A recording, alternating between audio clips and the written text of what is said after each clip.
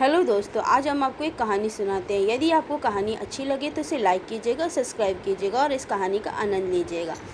गजब्बू लाल और उसकी स्मार्ट घड़ी। गजब्बू लाल गांव का एक साधारण आदमी था, लेकिन उसके सपने बिल्कुल असाधारण थे। गांव में सब लोग उसे गजब्बू इंजीनियर कहते थे, क्योंकि वह हर चीज़ में अपनी अजीब खोजें लगाता रहता था।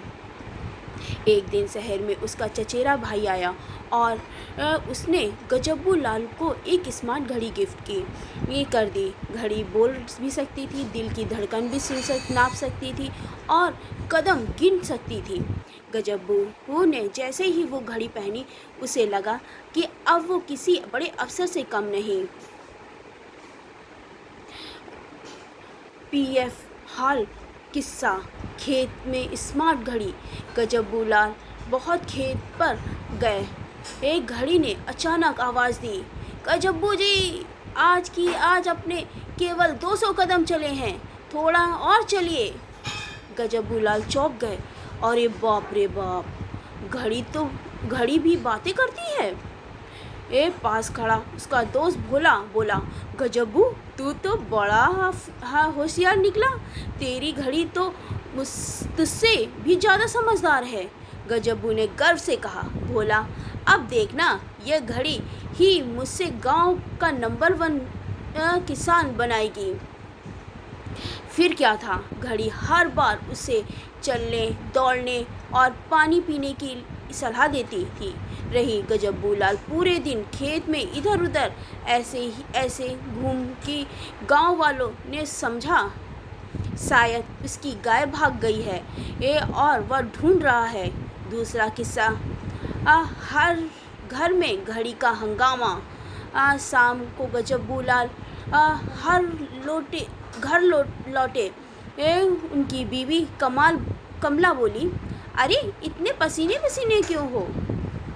गजब्बू ने गर्व से कहा, ये घड़ी समझने चलने को वो कह रही थी, ये तो मैं चलता ही रहा। कमला ने माथा पकड़ा और बोली, अरे राम, अब तुम्हें घड़ी से आदेश मिलेगा? खाना बनाओगे या घड़ी से पूछूं? गजब्बू बोले, ये पूछ ले, शायद यह तुझे भी बता दे। आज कितनी रोटियां बनानी चाहिए? कमला ने झाड़ू उठाया और कहा, अभी बताती हूँ। घड़ी को भी और तुझसे भी।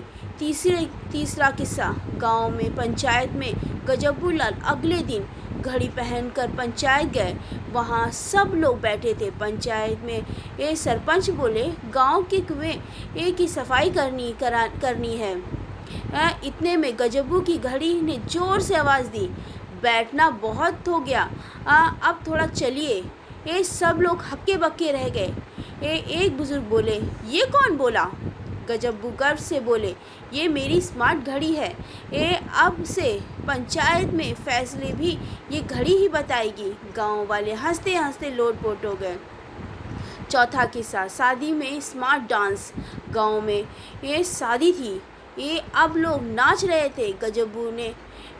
गजब्बू लाल ने भी सोचा, आज तो स्मार्ट घड़ी के साथ स्मार्ट डांस करूँगा। जैसे ही उन्होंने ठुमका लगाया, घड़ी बोली, ये आपकी धड़कन बहुत तेज हो रही है, कृपया रुक जाइए। गजब्बू बोले, चुप कर, आज से डांस करूँगा। लेकिन घड़ी बार बार चेतावनी देती रही। ये आखिर गजब्बू लाल ऐसे डांस करने लगे कि घड़ी के हिसाब से कदम मिलाते गए।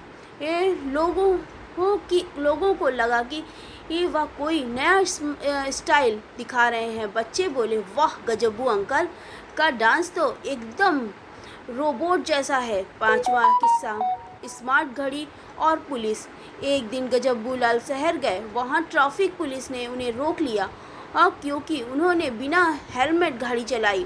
पुलिस बोला, जुर्माना भरना पड़ेगा। गजब्बू बोले, साहब, मेरी घड़ी सब गिनती है, मैंने हेलमेट कितनी बार पहना ये भी बता देगी। पुलिस ने हंसते हुए कहा, अरे पगला, घड़ी तो कदम गिनती है, हेलमेट नहीं। गजब्बू बोले, तो आप ही पूछ लो, ये बोल भी सकती है। पुलिस ने मजाक में कहा ठीक है घड़ी घड़ी जी, क्या हाँ इसने हेलमेट पहना था? इतने में घड़ी ने अचानक कहा, उसका तनाव स्तर बढ़ रहा है। पुलिस वाले ज़ोर ज़ोर से हंसने लगे और बोले, आ जाओ गजबू, तुमसे ये बड़ा जोकर हमने नहीं देखा। छठा किस्सा, घड़ी का विद्रोह हो। गजबूलाल घड़ी इसे इतने प्रभावित हो गए कि हर काम उससे पूछने लगे। खाना कब खाना है, सोना कब है, नहाना कब है। बीवी कमला परेशान हो गई। एक दिन उसने घड़ी उठाकर छुपा दी। गजबूलाल ने पूरे घर में ढूंढा, आखिर घड़ी मिल गई। जैसे ही उन्होंने पहनी, घड़ी बोली, आप बहुत तनाव में हैं, थोड़ा आराम कर लीजिए। गजबूलाल बोले, अरे तू ही तो मेरा तनाव है। आखिरी किस्सा, गांव की हंसी। धीरे धीरे गजबूलाल और उनकी घड़ी एक गांव में मशहूर किस्से बन गए। बच्चे उन्हें देखकर कहते, आ गया स्मार्ट अंकल। और बुजुर्ग कहते, गजब्बू की घड़ी से तो भगवान भी डरे। गजबूलाल हर बार कहते, अरे हंसो मत, एक दिन यही घड़ी मुझे दुनिया का सबसे बड़ा आदमी बना देगी। और गांव वाले ठहाके लगाकर कहते, हाँ हाँ, लेकिन अभी तो ये तुझे दुनिया का सबसे बड़ा मजाक बना रही है। निष्कर्ष,